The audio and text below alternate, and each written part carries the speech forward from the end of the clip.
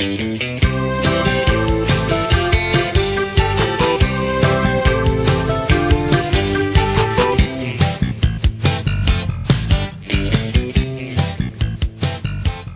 ko pong pag-usapan sa inyo yung tinatawag nating financial statement ng borrower at sa lender.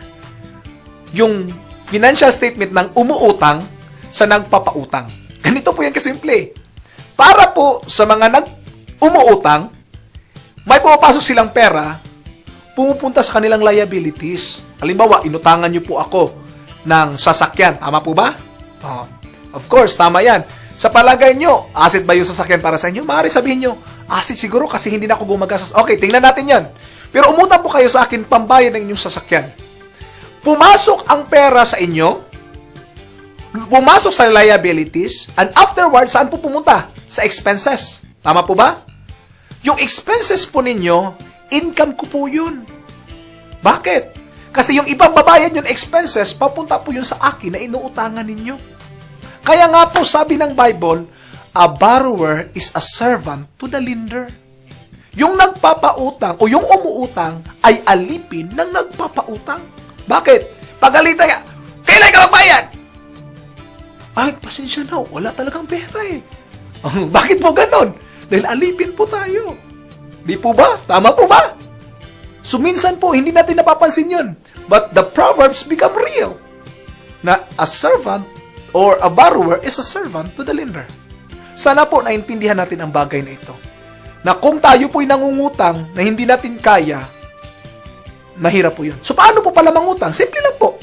Kung kayo po'y mangungutang po kayo na ilagay ninyo sa investment. Tama po ba? Kung uutang kayo sa bangko na ang interest po ay 2% or 2.5% at ito'y inyong ilalagay sa isang investment na tutubo po kayo ng 30%, of course, meron kayong natirang 27.5% sa inyo po yun. Okay po ba? So, madaling sabi po, meron pong bad debt at saka good debt. Magbabuting utang at masamang utang. Yung masamang utang, yun po yung 5-6. Huwag po kayong mag-engage dyan. Ubus po ang pera nyo yan. Uutang kayo kay Pedro, bayad kay Juan, utang naman uli, bambay. Huwag po. Utang kayo sa bangko, try it. Kung tutubo man yan, yung perang inutang mo, nangutang ka ng 2.5% ang interest, nilagay mo sa isang investment, tumubo siya kahit sabi natin 10%, meron pong matitira sa inyong 7.5%. Tama po ba? Now, it's a logic.